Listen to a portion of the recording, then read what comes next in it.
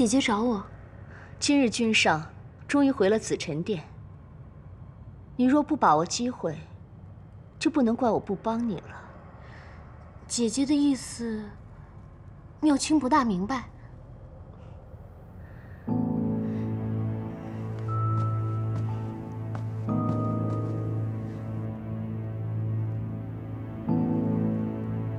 这是一盅给君上的补汤。君上难得回一次洗梧宫，你心思要活络些，今夜多在案前侍奉。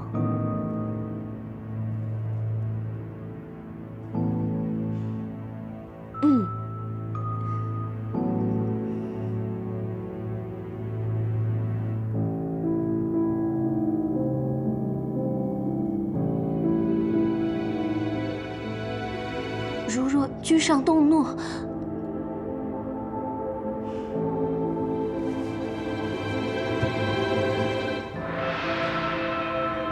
你不了解这个男人，他若真与你有了肌肤相亲，就一定会负责。还有，你不用怕他动怒。一来，你是阿离的救命恩人，他不会要你的性命；二来，你还有我，我会保住你。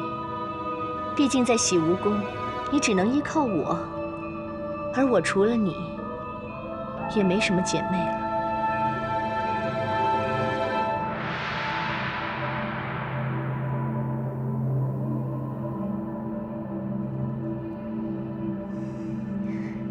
谢谢姐姐。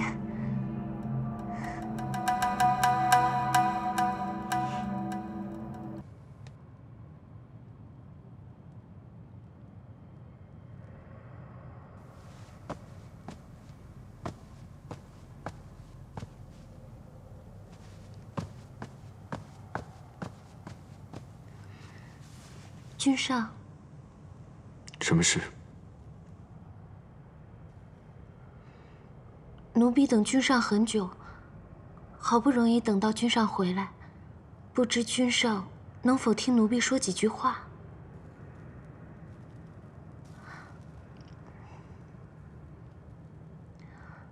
当初妙清因为救了小天孙，因此侍奉了君上几日饮食起居，这算是妙清的福分了。可是妙清因此却要求君上让奴婢来洗梧宫做婢女，妄想能得到君上的垂青。这是妙清的错。妙清决定今日离开九重天，回到东海。今夜就将这一盅羹汤当做妙清最后为君上做的了。不知君上能否把它喝下，算是了断君上与妙清的这一段缘分呢？本君与你并无缘分，但你与阿离有救命之恩，你我也算是主仆一场。这个汤，就算是了断吧。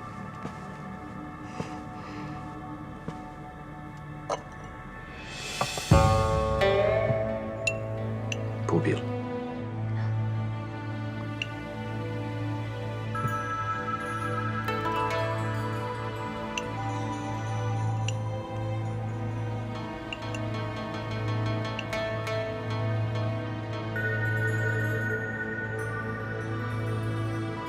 你是不是很想本君喝下去？这汤是妙清亲手做的，自然希望君上能够喝下去。这也是妙清的一番心意。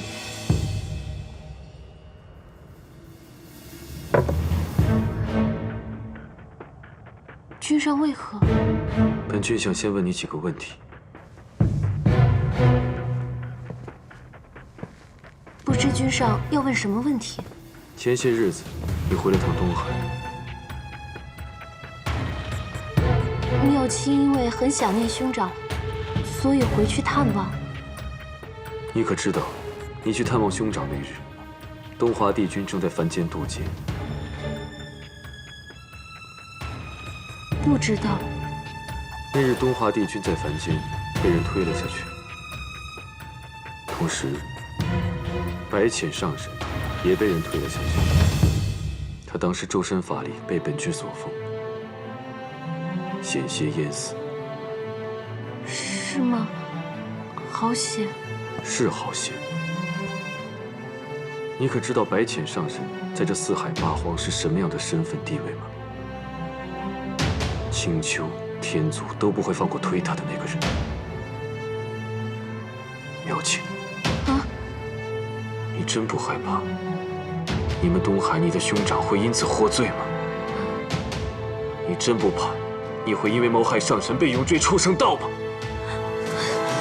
苗青一时糊涂，求君上恕罪。若不是你对阿离有救命之恩，你真以为你能活到今日吗？是苗青糊涂，求君上恕罪，君上恕罪啊！再来，你告诉我，这汤里面放的什么？这汤里是能让君上喝下之后与妙清欢好。这么厉害，谁给你的？是奴婢从凡间买的。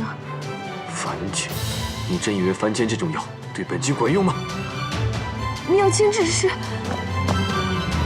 君上，臣妾听宫娥们在议论，说君上在责罚妙清妹妹，也不知妹妹究竟犯了什么错，但想必一定是并无恶心，可能是太过思慕君上所致。还望君上能看在妹妹曾救过阿离的事情上，饶过她这一次吧。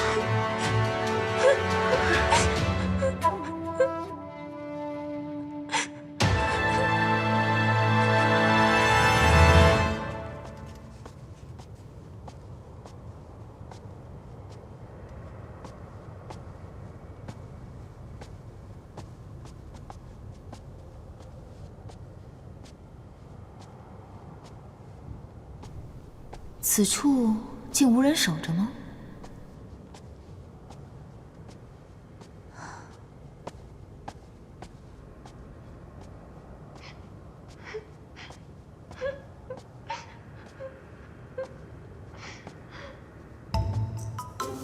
该不会当头鸿运又让我撞上别人闺阁斗趣吧？夜华虽冷漠沉稳些，到底血气方刚。这天上的一众仙娥又都生得不错，但夜里对着一案的枯燥公文，定然十分烦闷。晃一抬头，见着一位眉目似画的小仙娥在一旁红袖添香，自然是要云雨一番。我还是避一避吧。浅浅，你这一来一去的到底要做什么？那扇子我已经贴好词了，你进来拿吧。罢了，倒是要看看你能瞧上的仙娥是如何仙姿。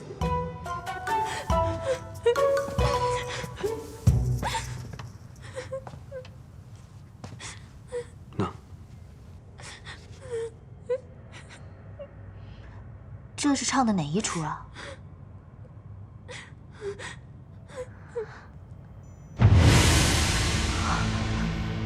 好美的一双眼，可惜这小仙娥虽生的也不错，却配不上这双眼。你这双眼睛，生的倒是不错。叔叔。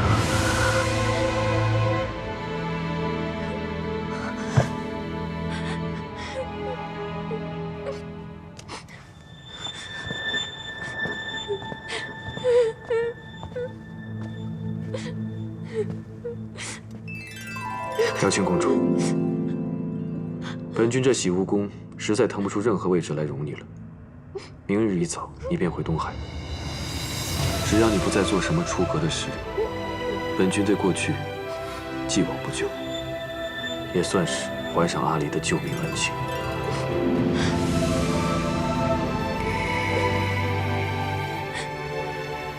素锦，你倒是很重情义。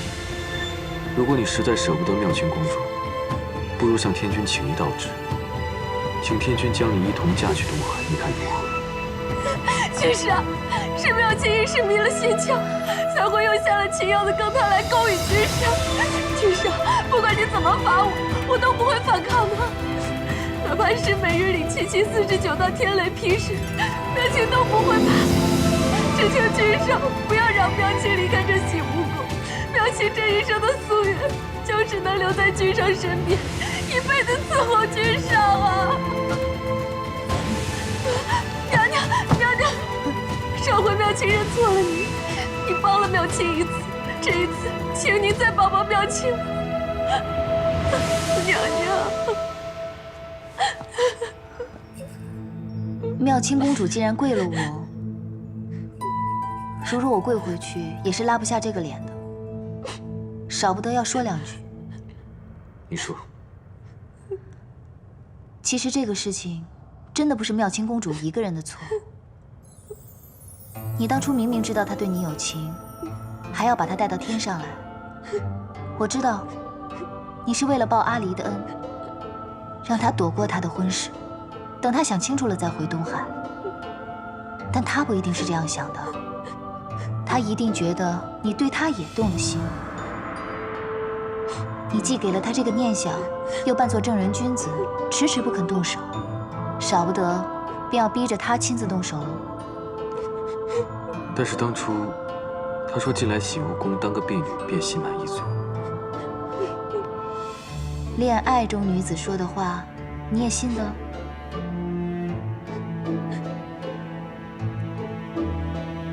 听老身一句话，还是尽快回东海吧。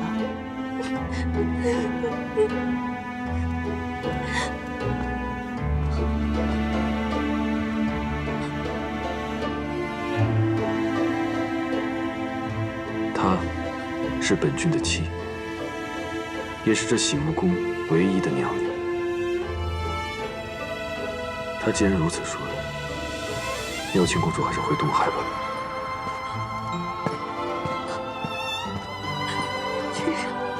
君上，君上！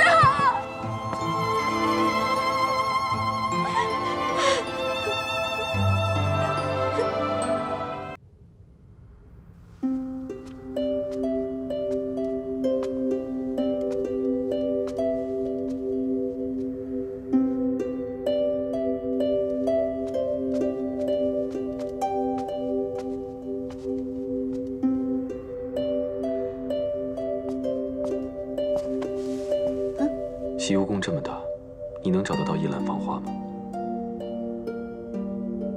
应该还是找得到吧。我送你。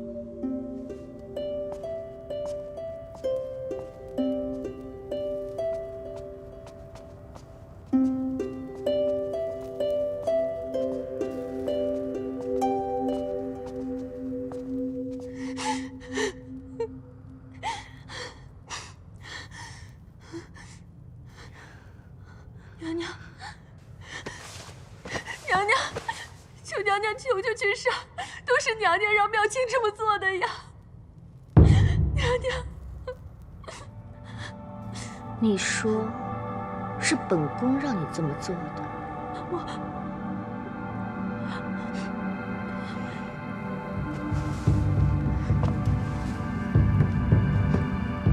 妙清，本宫怜惜你对君上一片痴心，你竟要借此陷我于不义。娘娘，妙清不是这个意思。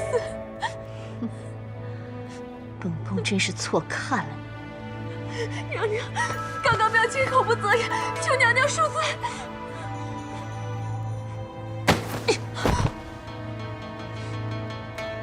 既然君上已经让你离开，你也别耽搁了，现在就走吧。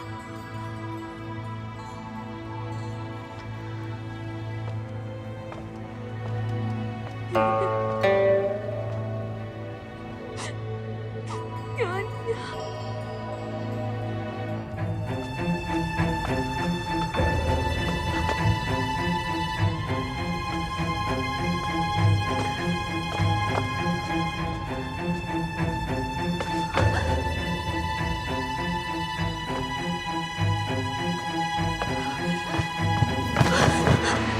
娘娘，你没事吧？娘娘，还顺利吗？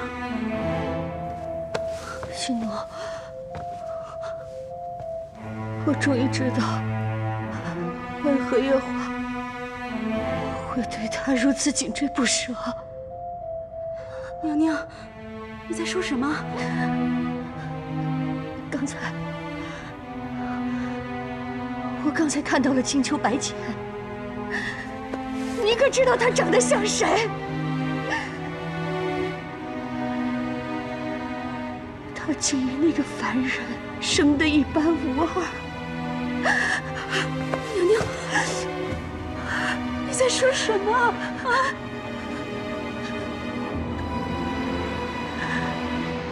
素素，就是素素，她竟和那个素素生得像极了。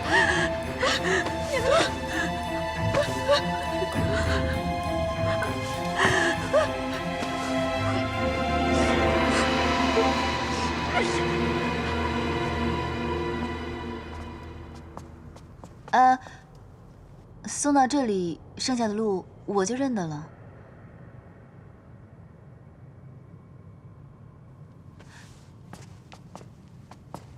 哎，接下来的路我真的认得了。我送你到这里面，不是真的为你带路，我是想问你，你为什么让那个公主回东海？不是你也希望她回东海吗？只是因为如此吗？你这样问我，我倒不知该怎么答你了。果然如此。果然什么？我没有忘了之前对你的承诺，我会记得帮你纳几房侧妃的。只是，既然你不喜欢这公主，那便让她回东海就是了。说起来，这公主心机确实沉了些，今日能对你下情药，改日不知道会做出什么惊天动地的事情来。这后宫还是清静点的好，你说呢？我原本就不该问你这话。方才将你叫入屋内，是为了让你促一促，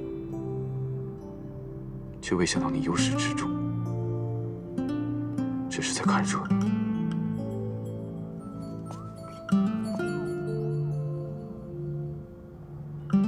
我在你的心中竟没有丝毫的分量。白浅，你的心中是不是只装得下那一个人？你要等他等到何时？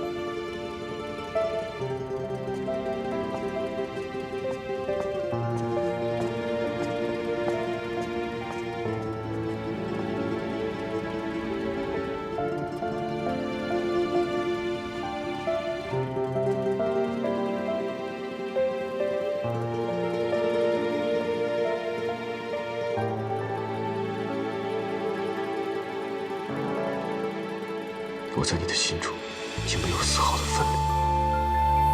白浅，你的心中是不是只装得下那一个人？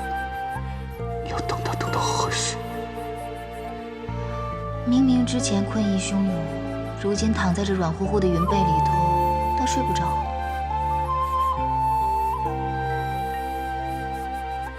我在你的心中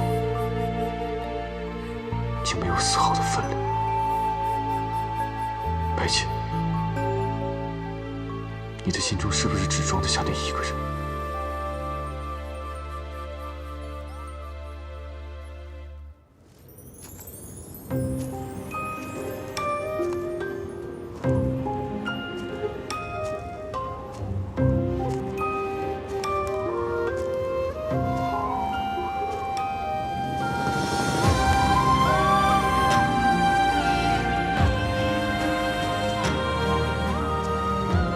阿英，阿英，你在哪里？阿英，阿英。风吹开了记忆的锁，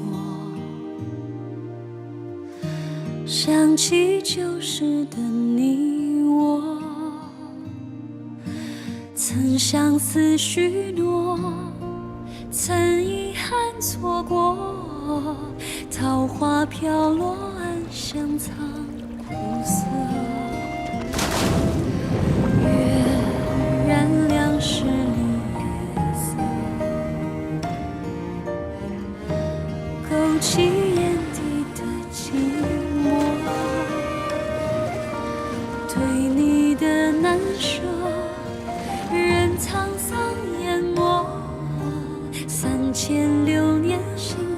我黎靖这一生一世，都只与阿英这一人相伴。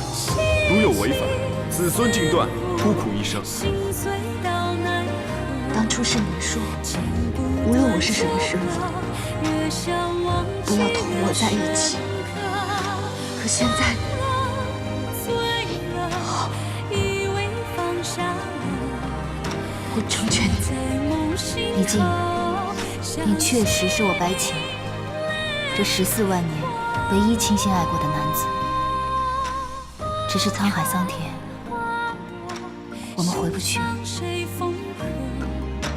解不开因果，三生桃花柔情多，相思难舍，清心花一朵，难执手白头，繁华醉春风。我不能死，我还有万千子民。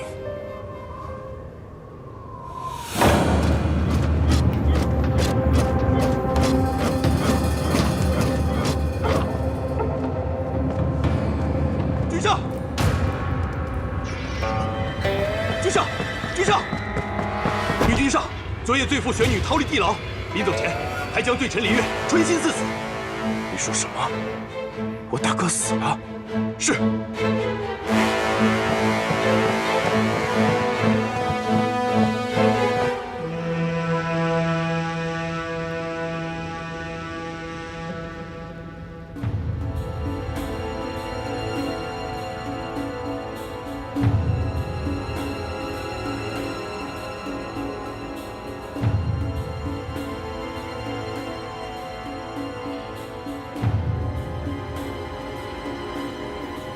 头砍下来，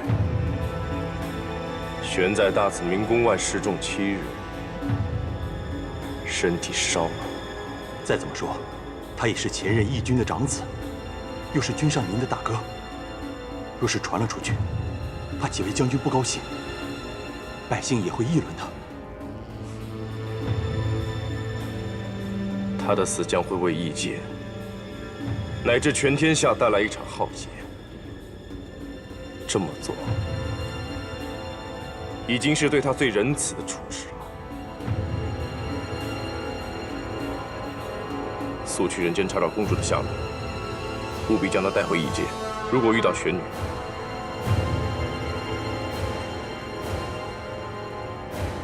不用向我汇报，就地格杀，把她的尸体带回异界。再怎么说，她也是本君明为朕娶到大紫明宫的女人。本君要和她死后一起埋葬。是。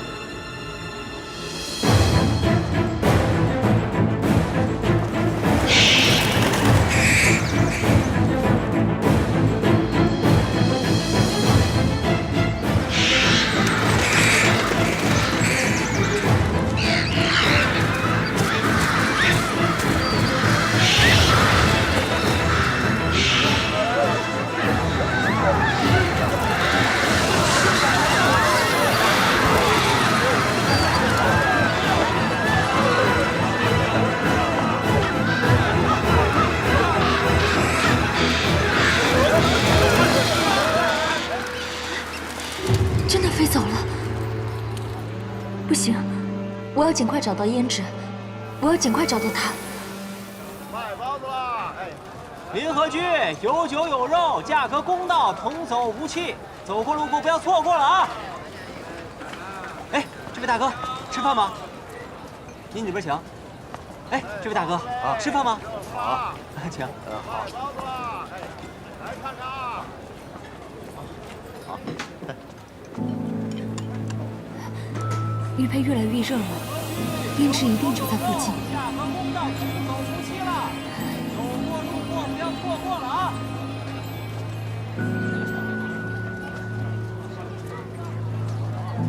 哎，这位大嫂，你吃饭吗？大哥，这附近有没有一位姑娘？啊，很美，皮肤很白，眼睛大大的，跟我一般高矮胖瘦。这妇人找胭脂，你怎么不说话？难道没有吗？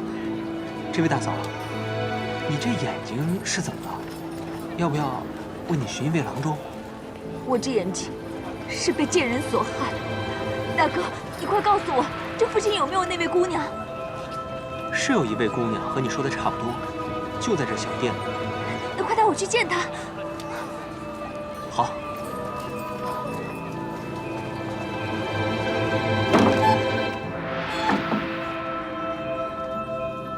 小心脚下。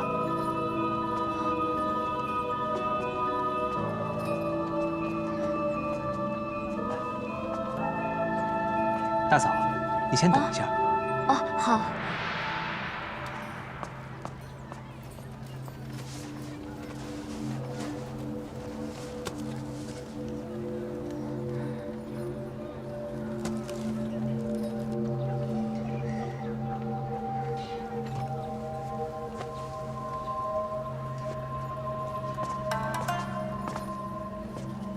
你看看，就是他找你。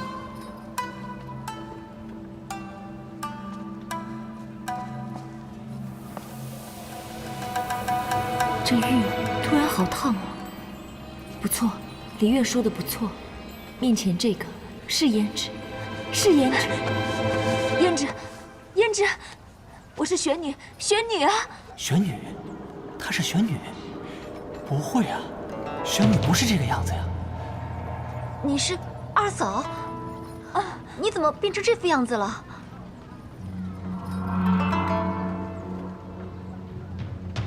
我知道我变了模样，都是白浅那个贱人害的。他夺走了我的容貌。胭脂，我现在这样是不是特别丑？是不是？没有，二嫂，没有，不要怕。小哑巴，你竟然会说话！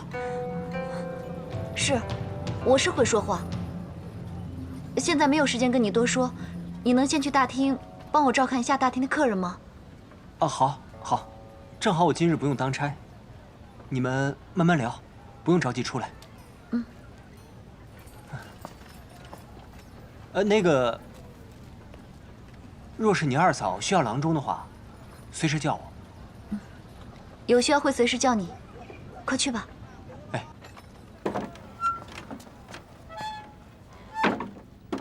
胭脂，刚才那个男人是谁？是你当初从异界带来的人吗？没有，我从异界走，谁都没带。二嫂你就放心吧，他只是个普通的凡人，这些年一直在照顾着我，一直照顾你。嗯。哎。这孩子是二嫂你的吗？是我儿子，小皇子，快让我看看。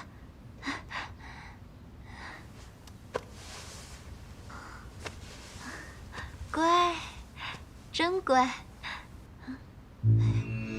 为何他身上毫无气息？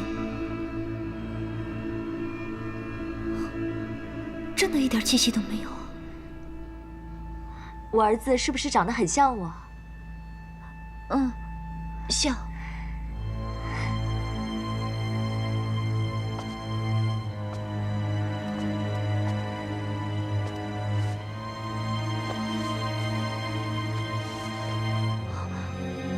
自从他生下来，就是我亲手抚养他，300年了，他不哭也不闹，很乖。胭脂。他是不是很乖？是。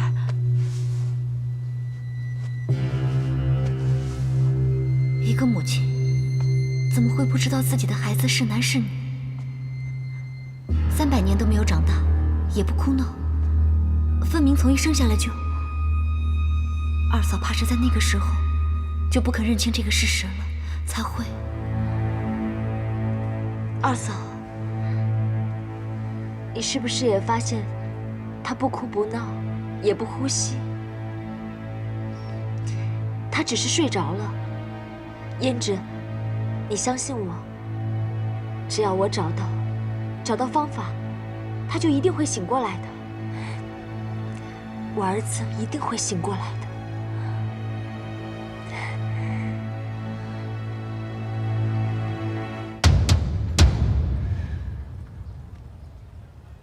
在凡间跟了这异族公主2、3年，也没有什么线索。现在玄女又变了一张脸，满身是伤来见他。看来异界这些年也不太平，继续跟下去，说不定能发现什么。不对，万一胭脂要是治好了玄女的眼睛怎么办？玄女认识我，不能让她看到我的脸。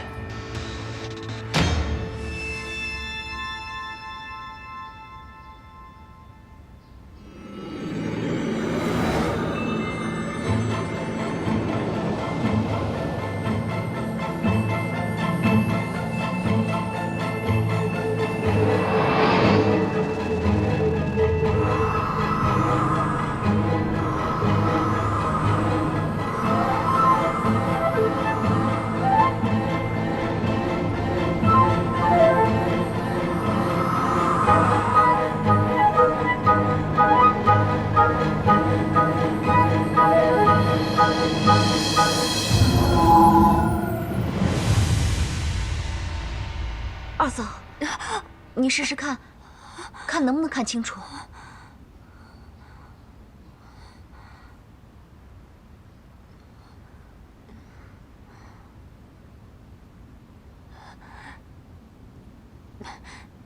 不行，还是血乎乎的一片。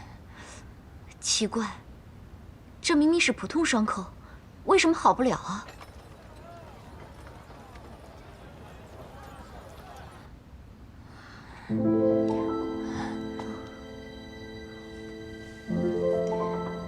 没关系，反正我也不想看到这张假脸，太丑了。嫂子，你别怕，我改日再试试别的办法，这眼睛总能治好的。你先告诉我，究竟发生了什么事？你为何会变成这样？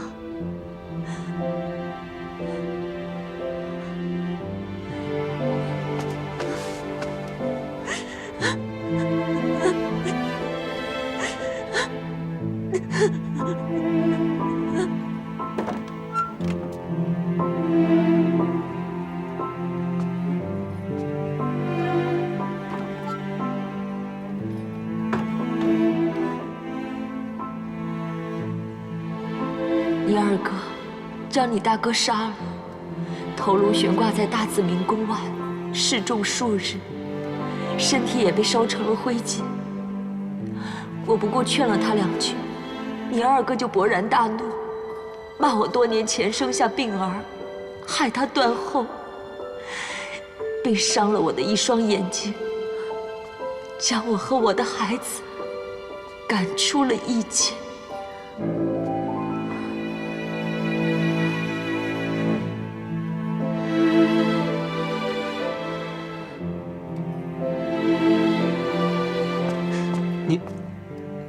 你怎么哭了？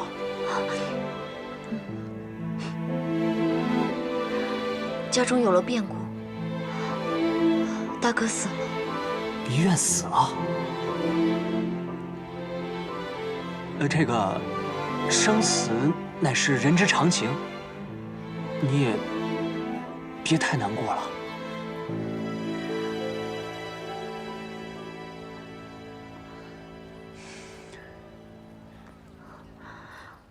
这些年，我一直没有开口说话，是因为我不想跟那些不相干的人打交道。我真的不是有意要骗你的。没事的，没事的。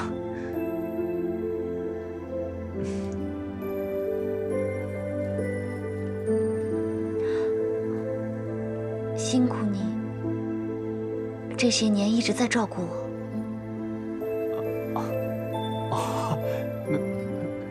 没什么。哦，我想起来了，我今日衙门还有事，我先走了。哎，你今天不是没有事吗？我方才忘了。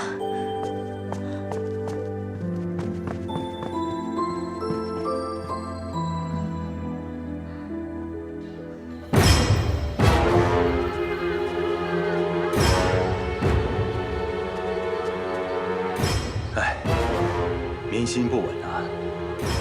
最近民间传言，说老义军就要回来了。当真？老义军不是被墨渊封在弱水了吗？弱水前几日变动，这就是征兆。老义军要是放出来，按照他的脾气，肯定要和天族决一死战。这又要死多少人啊？我宁可横尸遍野，都不愿意再给天族进贡了。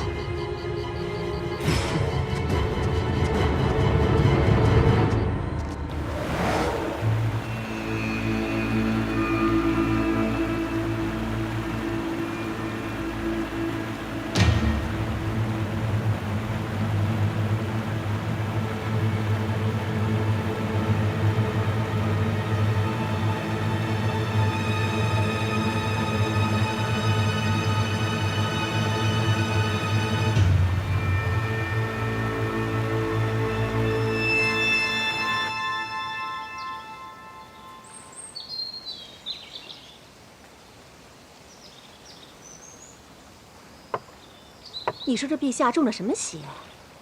偏袒了陈淑妃也就罢了，居然还下旨5年之内不再选秀了。唉，自从10几年前贵妃入了道观，这后宫的嫔妃就再没生下过一儿半女。我还以为陛下一定会传位给太子了，可如今突然又多了个陈淑妃，就如此受宠。若是再命好，生下个龙子，那太子之位可就不保了。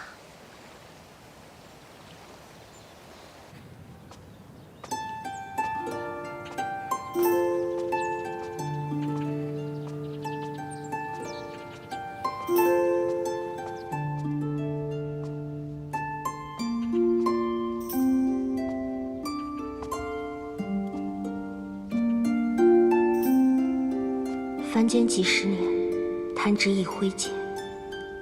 若回到9重天，帝君可会怪我动了他原定的情景？可我好舍不得伤害他，哪怕这是他必须要经历的情景。舍不得也要舍得。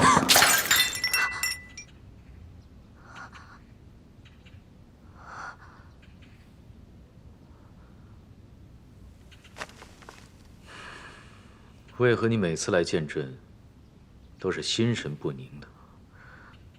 臣妾只是一时失神了。陛下，你千万不要乱走动，我叫人来收拾一下。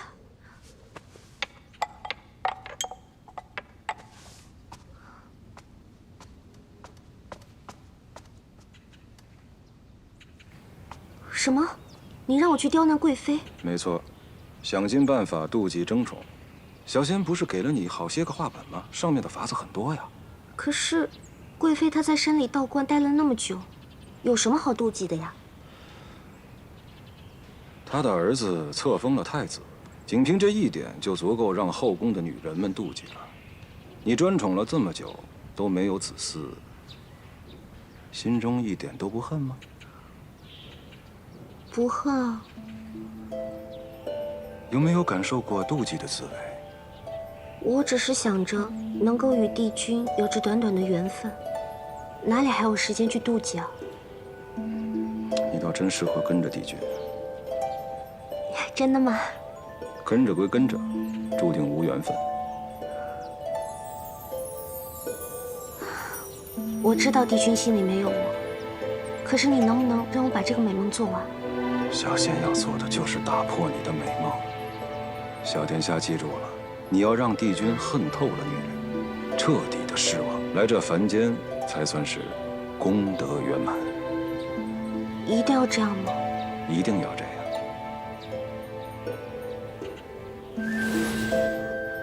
这什么呀？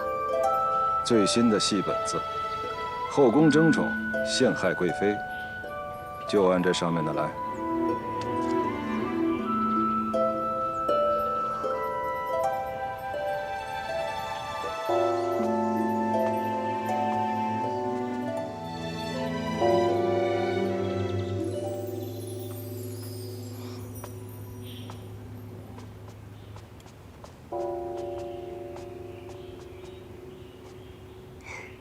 娘娘，应该是妹妹给姐姐请安才是。我早已不是贵妃，何须请安？姐姐，妹妹未受陛下宠爱之前，就一直待在冷宫里，常听人说起姐姐的事情。今日终于能够见到姐姐这个传奇的人了。我只不过是看破红尘，一心向道，娘娘言重了。我们姐妹二人初次见面，就不要这么客气了。对了，姐姐，我听闻道观中有宫中最好喝的茶，不知可否向姐姐讨来一杯吃？好，娘娘，请上座。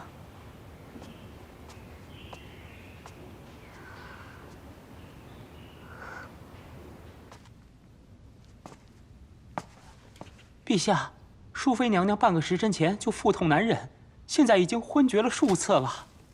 为何会如此？太医说是吃了什么不干净的东西。不干净的东西？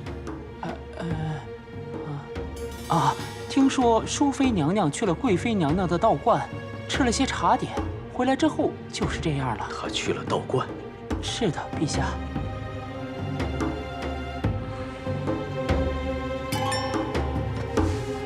我不是说过，不要让淑妃去道观吗？陛下，这皇宫里除了陛下您，谁能拦得住淑妃呀？陛下，您还是赶紧去看看吧。这一会儿又是昏，一会儿又是吐的，这该怎么办呢？该不会什么？该不会是贵妃怕淑妃产下子嗣，抢了太子的位置，特地在那里边下了药吧？放肆！怎可如此诋毁太子生母？奴才该死，奴才该死！好歹他也为朕生下过太子，不可如此妄加揣测。是。随朕一起去看看淑妃。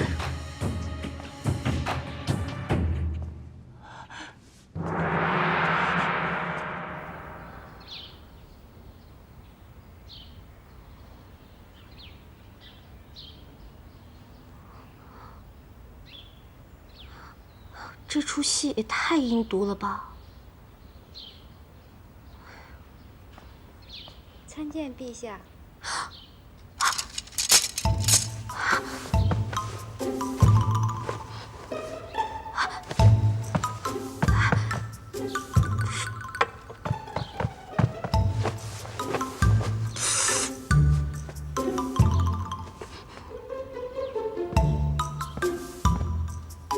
陛下。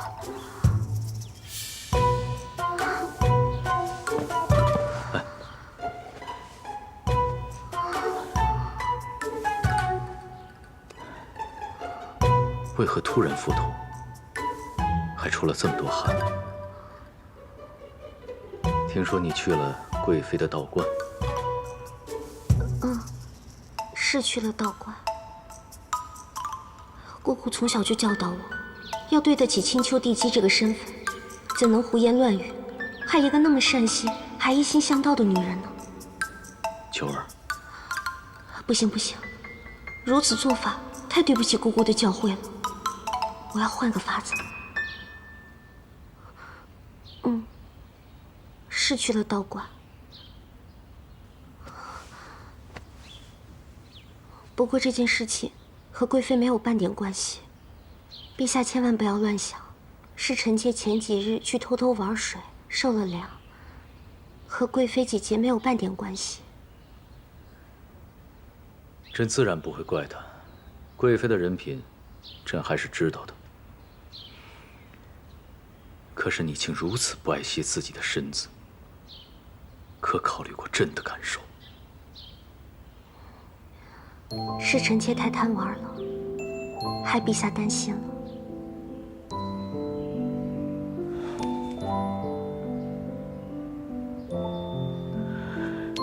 秋儿，朕刚才很怕你会说是贵妃害了你。陛下如此猜测，如若九儿刚才真是这么说的，陛下会相信吗？不会。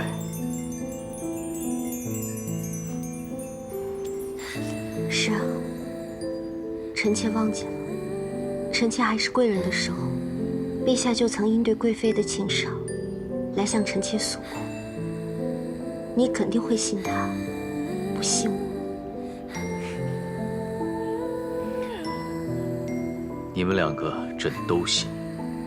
贵妃她早已不理红尘事，而你是朕最爱的人，生性纯良，也绝不会害的。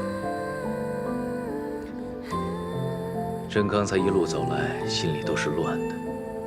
朕明知道贵妃的人品绝不会这么做，但可以想到，万一你有什么闪失，朕绝不会放过道观里的任何人。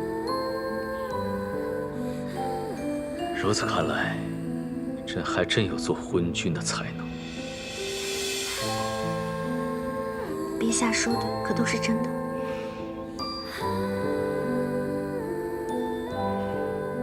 千真万确。九儿，如果你有什么闪失，朕不会再有理智。那若臣妾有一天做错了什么，无论你做错了什么，朕都会赦免你。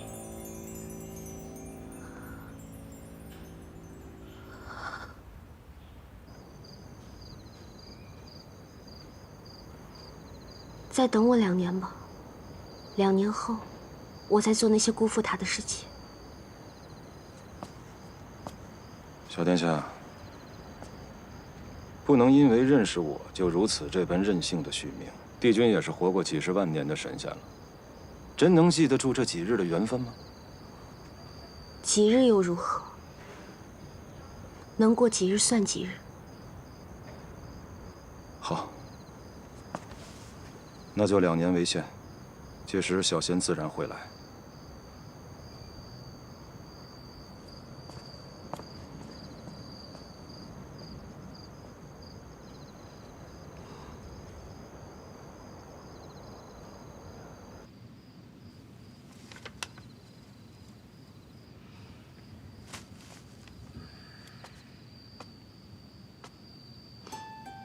陛下，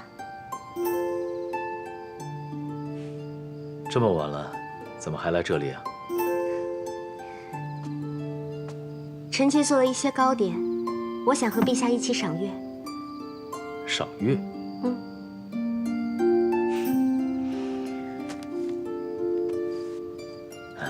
你不是说这几日身子不适吗？御医说的话你都忘了？所以臣妾是悄悄过来的，御医不知道。九儿，你今日有些不同。有吗？哪里不同啊？这1年来，朕觉得你有什么心事，可今晚朕觉得，你心中的事似乎已经放下了，终于愿意与朕坦诚相待了。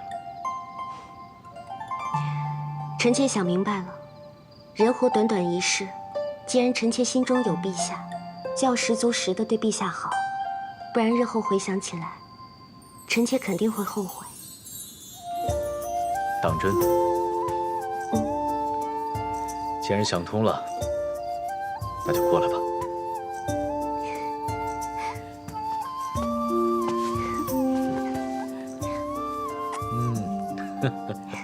陛下，你要答应我，无论如何都不可以忘记这2年。朕答应你。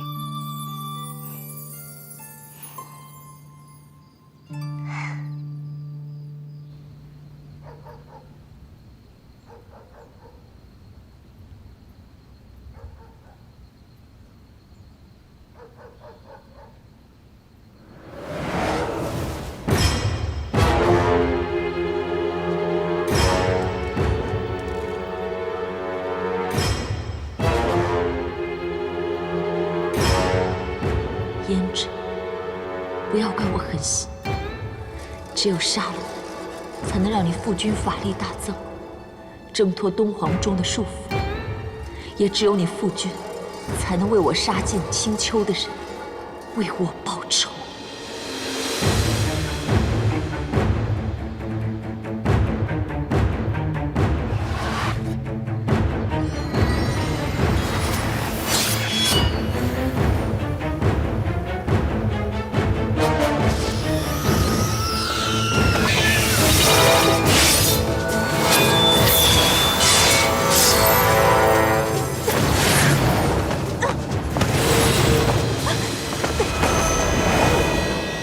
你是谁？你是异族的人吗？你还听不出我的声音吗？你是紫兰。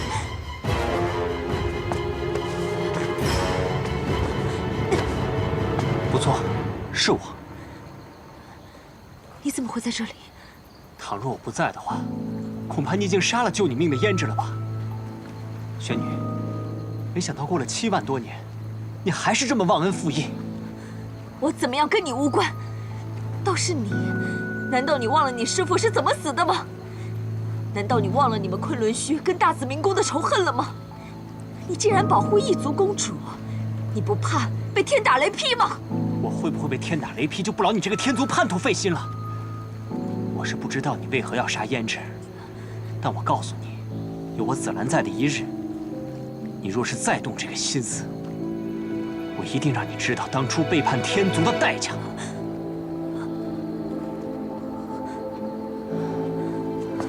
我今日不动你，也不过是看在你丢了身份地位，又还带着孩子的份上，才动了那一点点的恻隐之心。你不要逼我，好生待在胭脂身旁，我便不会动你。记住了吗？记住了。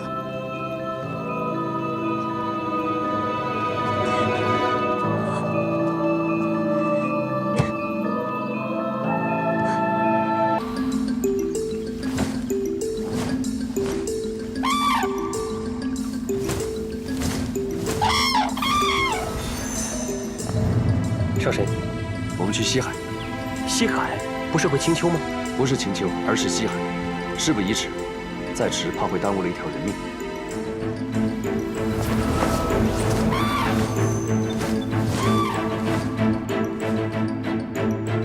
上神，上神，上神，上神。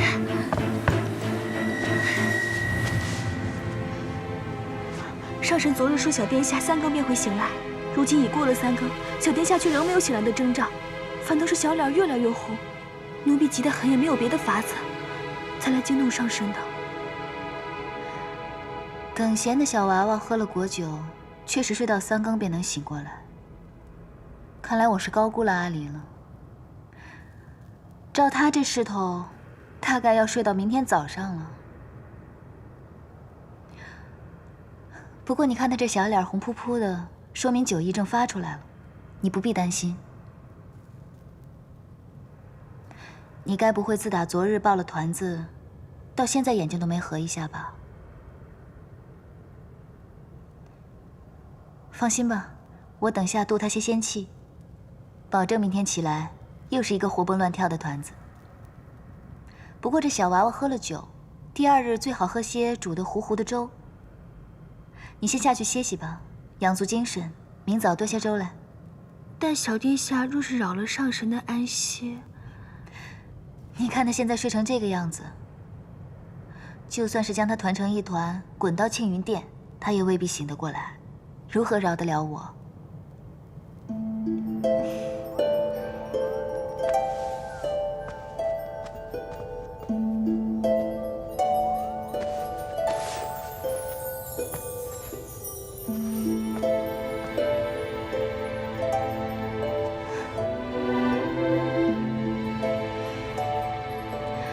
照顾小孩子真不是件容易事，这夜华也真是颇有耐心呢。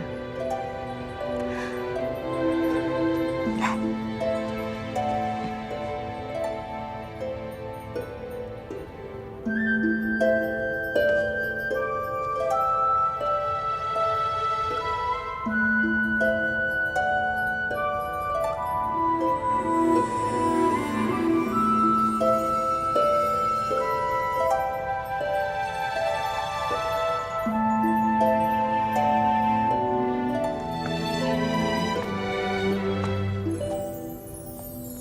小殿下还未醒过来。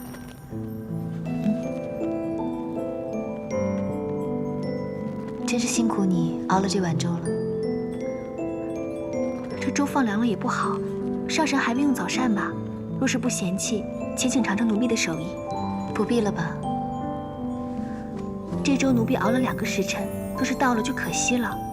况且上神稍后还要去上清静的天泉，空着腹去也不好。你说的也是，那我便尝尝吧。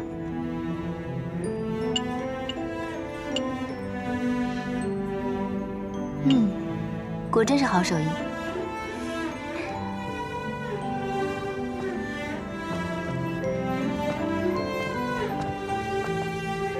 上人，这么大阵仗，灵宝天尊真是有心人啊。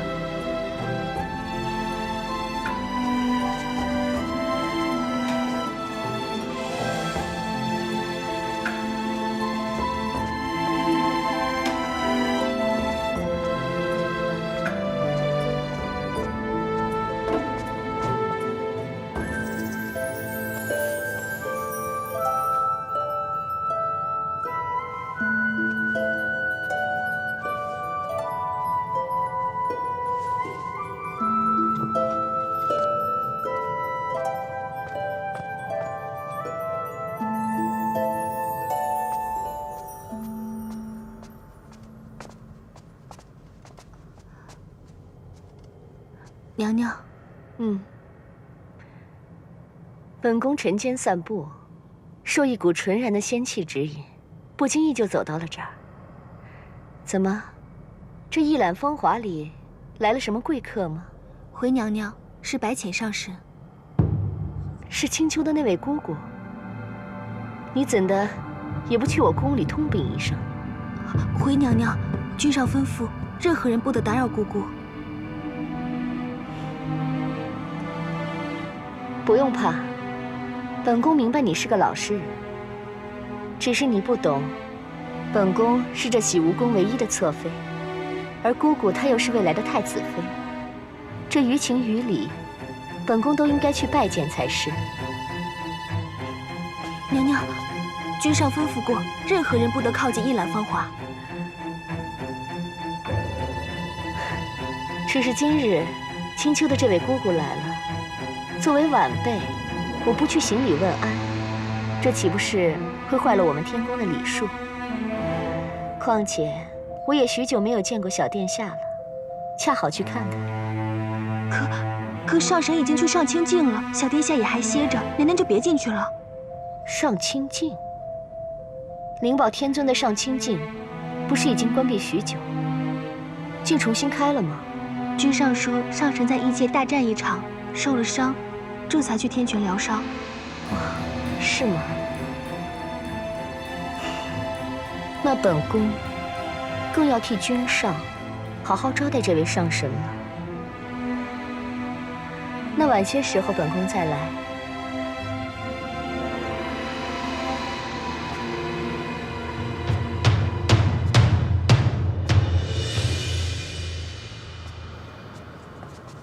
我当初一见他，便晓得他是个不安分的。那东海上来的妙卿，昨夜果然出事了。也不知道他到底犯了什么事。听说昨天夜里，我们娘娘还去为那妙卿求了情，在君上的书房里跪了半夜。娘娘还真是万中无一的娘娘，人长得美，性子也和顺，却不知君上为什么从来也瞧不上她。我分到娘娘殿中这么长时间，却还没见君上来过一回呢。唉，娘娘不容易。真是不容易呀！是啊，娘娘这样善良慈悲，将来怕是要吃青丘那位上神许多苦头。听他们说完，你可听说青丘那位上神，像是已有14万岁了？竟有14万岁了？那不是成老太婆了吗？哼，老不知羞的，定是用法术迷惑了君上。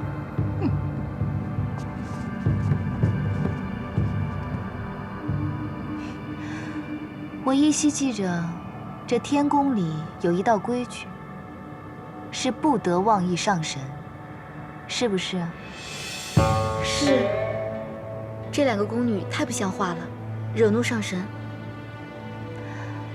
动怒倒是没有，只不过偶然听到别人这样说，不大顺耳罢了。虽然我是不太计较，但这天宫这么大，总是要让人知道，这规矩立在这儿不是当摆设的。你们说是吗？上神说的是。而且这后宫呢，最忌讳热闹。我看这2个小仙娥也是性子太活泼了些，恐怕不适合这份差事。不如你们挑拣挑拣，帮他们另谋份差事吧。是。今日阿离也不在，我自己在这天泉也是无趣。你们在此候着吧，我去挑几本书来。是。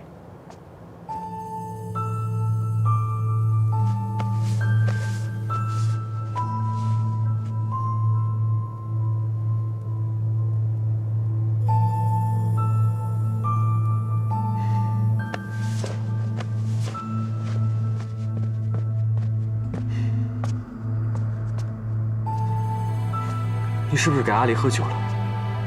他从昨天下午睡到现在都没醒，到底怎么回事？我不过昨天多喂了他2壶果酒，让他醉了个酒罢了。他睡到现在都没醒，你怎么不通报我一声？为什么不找药王来给他看一下？阿离还是个小孩子，你干嘛这么紧张啊？我小的时候去偷喝折颜的酒，醉了4、5天都没醒，我爹娘也没怎么样。再说了，阿离不是个男孩子吗？你这么娇生惯养他，免不了长大了他要娘娘腔的。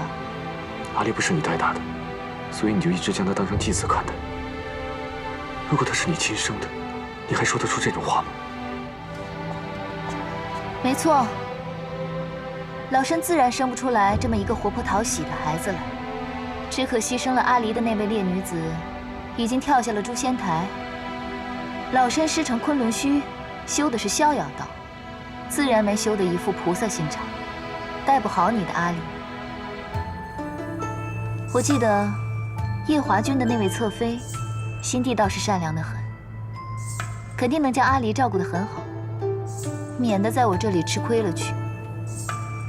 你不用说这种话来欺负我，你知道我不是这个意思。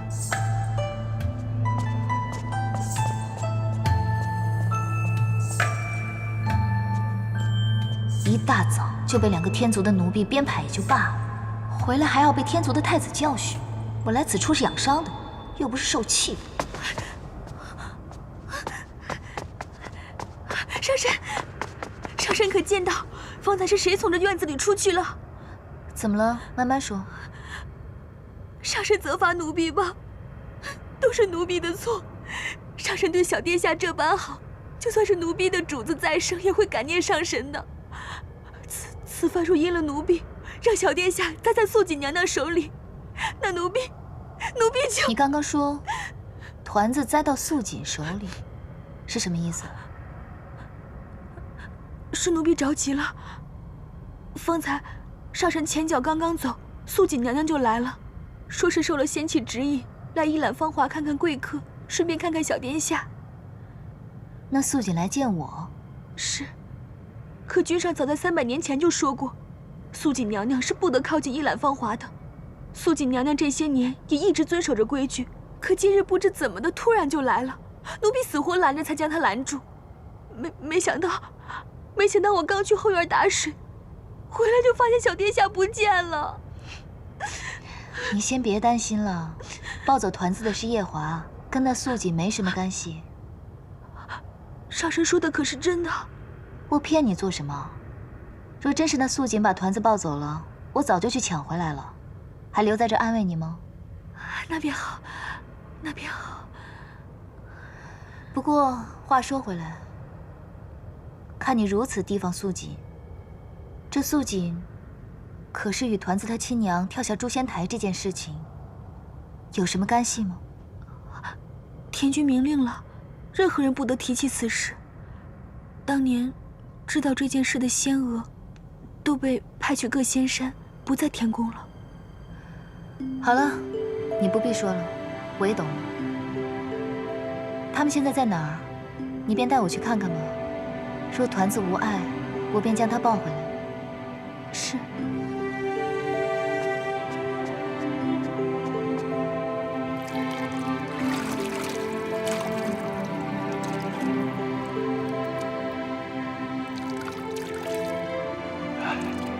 君上不必担心，小殿下只是酒量太浅，没什么大碍，在这醒酒汤里泡一泡，黄昏之前就能醒过来了。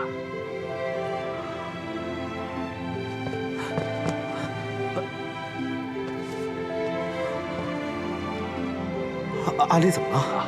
回三殿下，小殿下就是酒量太浅，多喝了2口。啊？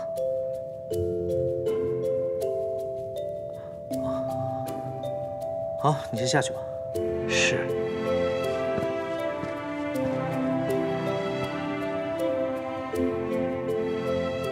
哎，方才有人跟我说，你火急火燎抱着阿离从一览芳华冲出来，我还以为小阿离出什么事儿了呢，让你如此忧心。啊。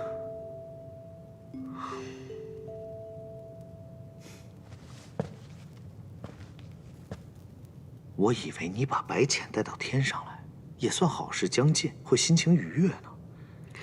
可看你这脸色，也没好到哪儿去啊。